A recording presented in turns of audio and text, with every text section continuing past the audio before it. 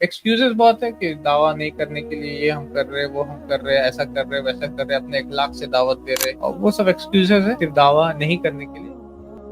अक्सर लोग जो बोलते हैं कि आप जब दावत का काम कर रहे हैं नॉन मुस्लिम्स को इस्लाम के बारे में बता रहे हैं, तो मेजोरिटी ऑफ मुस्लिम्स है जो इस्लाम को नहीं फॉलो करते, तो भाई आप दूसरों को जाके बता रहे हैं, पहले आप अपने आप वालों को क्यों नहीं बता रहे? जो ऑलरेडी मुस्लिम्स है और वो खुद इस्लाम नहीं फॉलो कर रहे, तो उनको सबसे पहले आपको ड्यूटी होना चाहिए ना बताने का। आप नॉन मुस्लिम को क्यों जाके बता रहे हैं? हाँ, बहुत सारे ऐसे लोग हैं जो कि बोलते हैं कि हम लोग, आप खुद अपने आप में काम कीजिए, बाकी मुस्लिम जो नहीं उनपे काम नहीं कीजिए। बहुत सारे मुस्लिम्स भी है, बहुत सारे नॉन मुस्लिम भी ऐसा बोलते हैं। तो मेरा ये मानना है कि मुस्लिम्स में अगर काम करने के लिए तो बहुत सारे काम होते हैं। खुतबा जो होता है हर जुमा, हर फ्राइडे को जो खुतबा होता है वो मुसलमानों की, या हमारे यहाँ जो कॉन्फ्रेंसेज होते हैं, इस्लाही मुआशरा कॉन्फ्रेंस और जलसा सब होते हैं, वो सब के सब मुसलमानों के लिए होते हैं। दर्स जो होता है वो मुसलमानों के लिए हो रहा है। तो बहुत सारे ऐसे काम है जो कि मुसलमानों के लिए हो रहा है। मेरा ये कहना है कि अगर और लोग हैं जिन तक इस्लाम की बात पहुंचनी चाहिए और उनमें अगर काम नहीं हो रहा तो फिर हम लोगों को वो काम भी करना चाहिए। जरूरी नहीं कि अगर 10 लोग कुछ काम कर रहे तो 11वां भी उसी में जाकर के काम करे। 10 लोग अगर कुछ काम कर रहे तो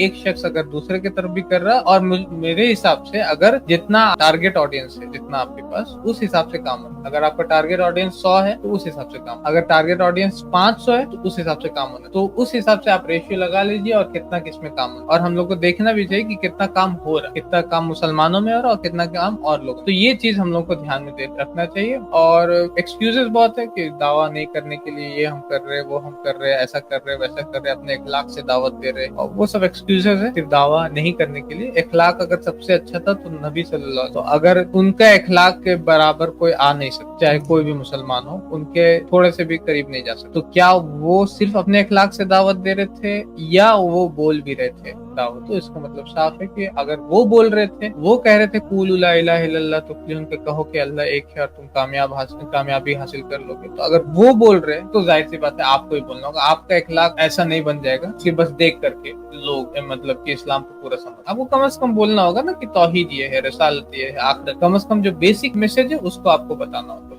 हमारे चैनल IRPC इंडिया को सब्सक्राइब करें और बेल बटन पे क्लिक करें ताकि हमारा सारा वीडियो आप तक ज़रूर पहुंचे।